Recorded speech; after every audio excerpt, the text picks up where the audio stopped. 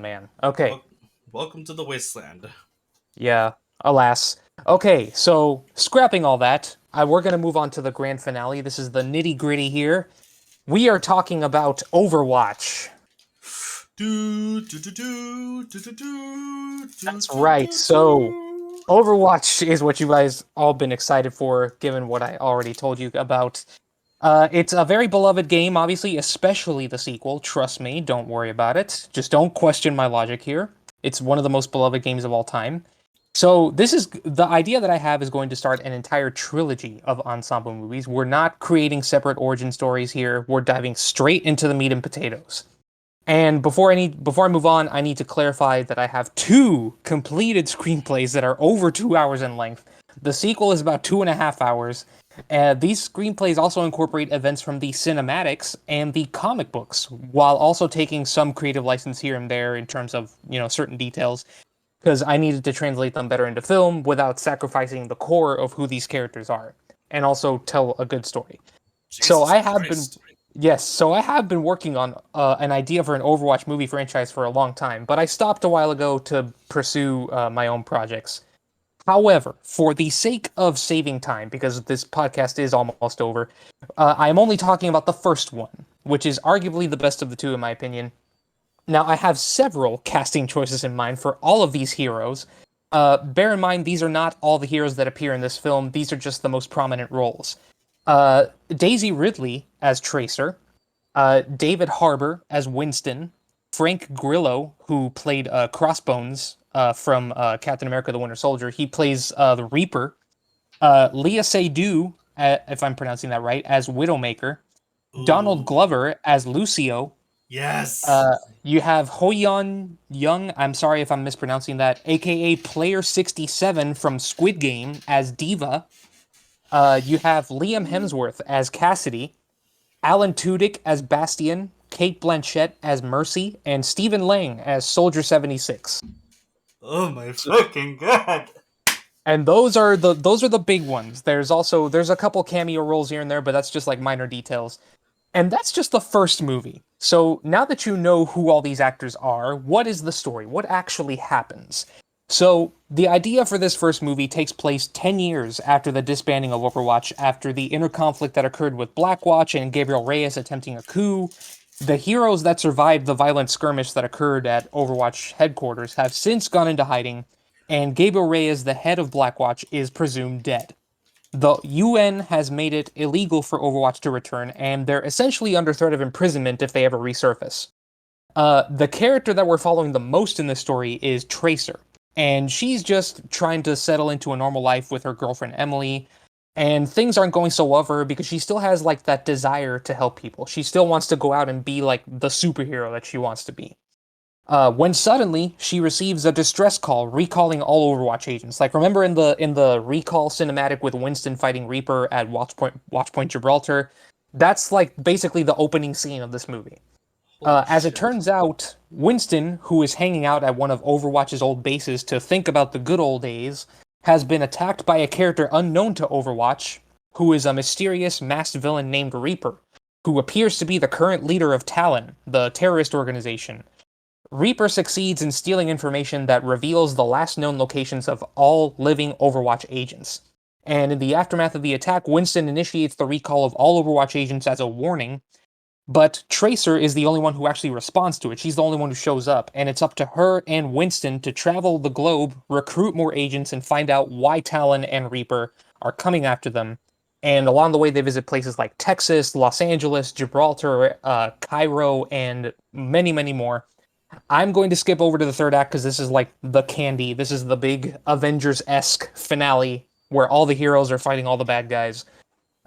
There's an escort the payload mission that I incorporated into this. Of course there Where, is. yes, because all of the Overwatch heroes I mentioned are going head to head against Reaper, Widowmaker, and a whole bunch of Talon soldiers at one of the secret Talon bases. It's this big Avengers-esque climax sequence where everybody gets to use their strengths. It's fan servicey, it's exciting, it's funny, it's action packed, and it's very, very satisfying. And the results lead into a potential sequel, which I have also fully developed into a screenplay, as I said before. But I also understand that since I've stopped working on these scripts to pursue my own original projects, that Overwatch universe has expanded. Certain things have changed. Obviously, McCree is not named McCree anymore. His name is Cassidy. Uh, and the source material it was never 100% original to the source material, and it's even less now. But this is a project that I had a lot of fun doing, and if they ever did an Overwatch movie, it could actually be awesome if they did it right. But that's just my idea. What do you guys think about it? God, man,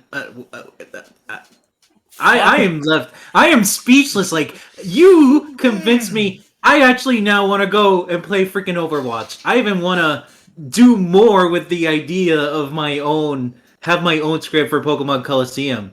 Damn, I was What's this, mic drop. That was a mic drop. that's what I've been trying to say with all this time. Like, Overwatch. Oh my god. So, Overwatch has probably the best potential out of any of the games that we talked about during this episode to have movie, hell, not even movie, just sort of franchise material in terms of content that exists outside of the games. You have so much setup for as many movies as you want. You don't even have to focus on all of the characters. You can make an entire movie just on Cassidy and Ash and Bob. That's how much material you have with these characters, with all of this world, with all of this lore. And all of that, I'm loving all of this that you're coming up with, Diego. But what I love more specifically is how not only does it tie into the game, it also it sort of starts after it already began, like sort of like Ghostbusters. Like Overwatch has already been disbanded.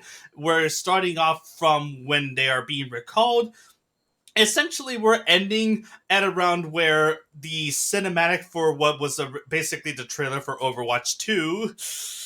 I'm gonna bite my tongue there because I'm still refusing to acknowledge that it's an actual sequel and not just the first game. I like that it basically ends there, like with a few creative liberties here and there, but it's basically incorporating all of the stuff that the game is known for, which is cooperative gameplay with multiple different heroes and villains fighting side by side, trying to finish an objective. And I love how you're basically treating the ending as this big Avengers-esque climax, because that's always how I envisioned an Overwatch movie has to basically end, in a very sort of celebratory style where all the characters are basically coming together to fight. And I think it's fantastic. I think that's like the best possible idea to go when it comes to an Overwatch movie, at least for a first one. Because you said you had a trilogy lined up already. I have an idea for a third one, but I never actually fully worked on it because I didn't know how to start. There's a lot of characters that I wanted to incorporate and a lot of ideas that I want to explore, but I only ever got as far as the ending of the second one, where it leaves the second one left on like a cliffhanger where it introduces Doomfist as like the Thanos character of that franchise. Please tell me that Terry Crews is playing Doomfist. That would be sweet, but I was Please. thinking more along the lines of Mahershala Ali. Oh my god, forget I said anything then. I think that's. Oh my goodness, that actually fits better, in my opinion. Like, he may not be as big and buff, but he's still the better actor, and let's be honest, if I saw Mahershala Ali walking around with a giant fist, I'd probably be scared, and I'm pretty sure he'll be much more threatening in live action, or at least in the movie, than he would in the actual game itself. Heyo! Oh man, I feel like you guys are having too much fun with this, but no, I mean, damn, this is why if I wanted an Overwatch movie, this is the Overwatch movie that I would make. And just there's so much that you could explore. The second movie introduces Genji, it introduces Hanzo, it introduces Junkrat and Roadhog and all these different characters. Ooh, It you just can introduce Junker Queen as well while you're at it. yeah, I could have if I wanted to, but yeah, there you go. Oh my god. Actually, now that I think about it, who would you cast to play the brother and brother duo of the Shimada brothers? Okay, so Hanzo is kind of an obvious choice. I would pick Hiroyuki Sanada. Yes. Like, I'm not even Uh, gonna argue with that. Genji is a little bit of a harder sell, but I feel like either way, it doesn't really matter because you could also interpret them as twins. Because by the time the way that I have it set up, by the time Genji and Hanzo meet in the events of the films, Genji already has like his armor where he's like half cybernetic. So you could play it that way. I mean, sure, you can play it that way if you want, but if I'm not mistaken, Hanzo and Genji are not necessarily twins, or at least as far as I'm aware. I admit my knowledge of their family tree is not the most knowledgeable, but I think it would actually. You know what? If you're gonna introduce them, you know what? You can also introduce the newcomer Kiriko. Oh my god, I'm gonna have a heart attack right now just thinking about what beautiful Japanese woman who could play Kiriko in live action. I have Uh, no idea who, but because I haven't gotten that far. oh my god, oh god, I need to relax. You know, damn it, why did you do this to me, Diego? Gabe, are you okay? You're silent. I hope you haven't died. I'm Oh trying not no, to. I'm trying not to. Gabe no. probably did. It's okay. I'm still alive. I was just wondering who would you choose as the director? Oh, I actually did. You know, I have in mind the director of Edge of Tomorrow. So Doug Liman Oh my god, would I be my love that. I love that. yeah. Doug Liman or the guy behind Shang-Chi would be my choice. Honestly, I think you have a good idea there. Like, I think you're gonna have to go with somebody who's very big when it comes to scale and also when it comes to action. Like for me, I would have personally have picked the director of Top Gun Maverick in something like this. At least that's how I would have done it. But maybe for like a spin-off, or at least maybe for like a story revolving around Farah and Anna, but that's Right. just the way, like, just that's what I'm trying to say is there's so many characters with multiple different stories that you can tell as many movies as you want out of, and I love this idea here. I think this is absolutely fantastic, and I love the casting too. Oh my god, Daisy Ridley as Tracer. I hope. Diego, why I did you got have a to do this I to got a me? per I got a perfect cat. I got the perfect actor for Genji. Oh my god, who? Jin Sakai from Ghost of Tsushima. Oh Daisuke Tsuji.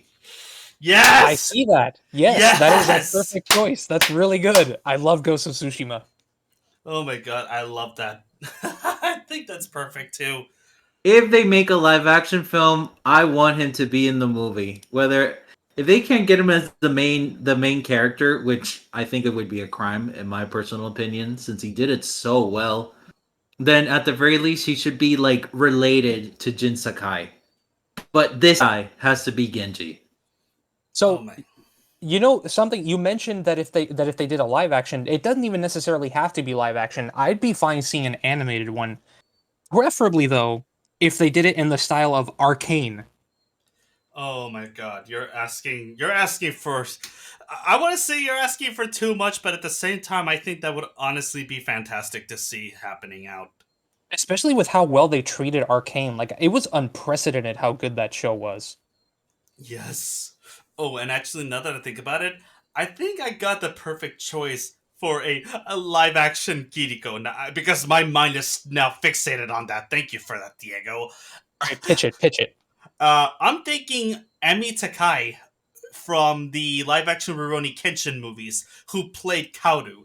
She would be perfect because she's young enough to play Kiriko, but still old enough to be a 20 something who can pass off as another 20 something. And plus, I'm pretty sure she can kick an ass or two. And I don't know if she can speak English, but I will die if I see Kaoru literally standing in front of a bunch of thugs and just saying, I'm gonna kick every one of you in the face. Oh my god.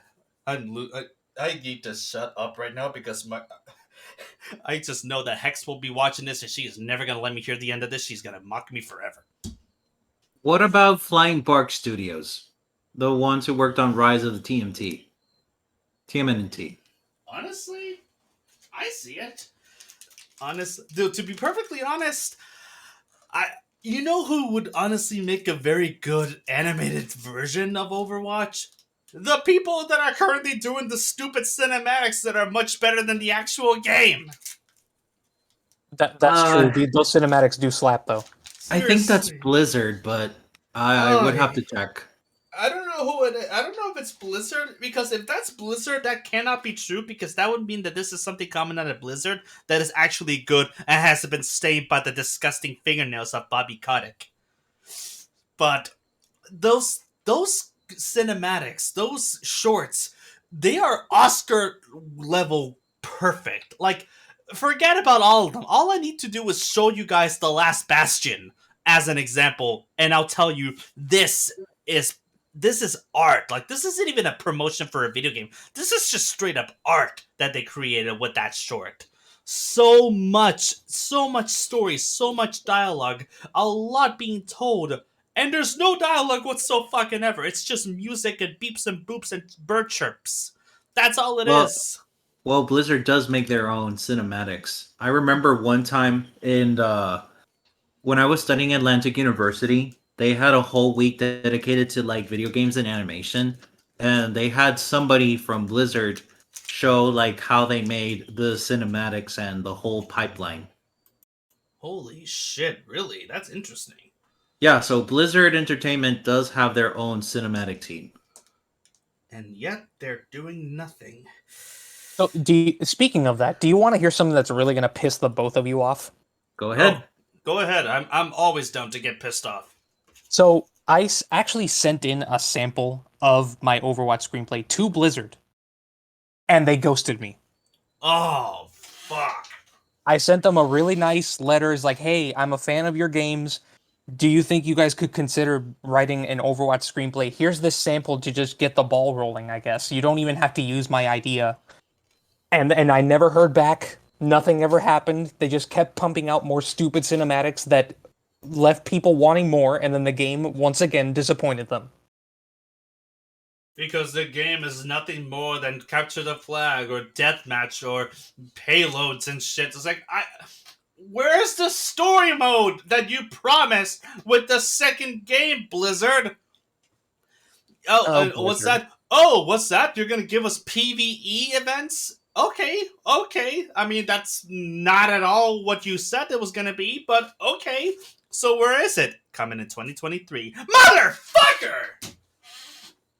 I feel kind of sad that at this point we can't really trust anything that Blizzard says about I don't trust anything that Blizzard says. I stopped trusting Blizzard the second that they said that they were going to... I stopped trusting Blizzard way before they said that they did an internal investigation and confirmed that there's no sexual misconduct happening around their building. And it turns out that they were the ones who did the investigation. Yeah, of course they didn't see any misconduct. You yourself are trying to avoid any. Yeah. Hard to love Blizzard. Yeah, it really is a shame. I hate Blizzard. Like, I straight up despise Blizzard. Like, my love for Overwatch is separate from Blizzard, because the reason why I enjoy Overwatch is not because of Blizzard. Blizzard can die in a ditch for all I care, after all of the disgusting crimes they've committed. But Overwatch is a franchise that has a lot of meaning to me personally. I love what Overwatch has done in terms of lore, in terms of gameplay, and in terms of the impact that it's had on culture as a whole. For fuck's sake, Mei, the character Mei, has become a symbol against the oppression that is happening in Hong Kong. And that's because Blizzard were responsible for helping to stoke some of those fires after they banned one of the characters, one of the gamers who plays that stupid card game of theirs. I keep forgetting what it's called, for standing up and saying shit against the shit that's happening in Hong Kong. Players took the character of Mei, who's Chinese in terms of ethnicity, and they made her essentially a prominent figure against the oppression that is happening in China. So players of Overwatch, when they're not yelling slurs at each other because their stupid mercies weren't able to heal them in time, are people who have a lot of love and appreciation for what the games have done. And it's such a shame that the only people who don't seem to see the potential in Overwatch are the people who fucking made Overwatch. It's Why so are they like this? frustrating. It's so frustrating. But yeah, that's my piece on Overwatch. I'm glad you guys enjoyed it. We need to talk more about this, man. Like, I think there's potential for more that we can talk about. But all in good time, of course. Still, I think this episode was pretty good. What did you guys think? Oh, I enjoyed it full-heartedly, even though my proposition was undercooked. If we do a follow-up to this one, I'll definitely be prepared. I'll even go as far and make a PowerPoint presentation. My only regret for this podcast is that Luis and the others couldn't join us because they would have a lot to say on what should be adapted, and they would have loved your pitches, Diego, and yours Oh, too, Seb. oh yes, I'm sure I that they appreciate would. it. But yes, no, we definitely gotta revisit this in the future, especially you and me, Diego, because it's clear that you and we both love Overwatch enough to think about this shit. And if you play Overwatch 2 and get to know some of the characters, some of the new ones like Sojourn and the Junker Queen and Kiriko a lot more, I think you're gonna love them enough to actually incorporate them into the story as well. Especially since Overwatch had some content that was released before Overwatch 2 where they had actual story based content and story based missions that were played from players having to work together as specific characters in specific missions. Like, for example, Tracer's first day on the job working under John Morrison before he became Soldier 76. Or former Cassidy, McCree, working with Blackwatch under Gabriel Reyes before he died and became the Reaper. Or hell, it's like there's so much content here that can be told, and I feel like we should definitely touch this subject a little more in a different episode, but like expand it a little bit more instead of just being a quick 20-minute little interlude talking about your pitches, because your pitch is fantastic, but we I need to would talk more. I would even go as far as like if we all decide to make like a whole video about the Overwatch idea, we could also work on storyboards. And maybe we could even use the actual 3D models to Mm, storyboard like some of the scenes and like have set pieces to kind of like give an ideas to what you want or what we want from the movie. you know, he's not wrong. That is definitely something we can do.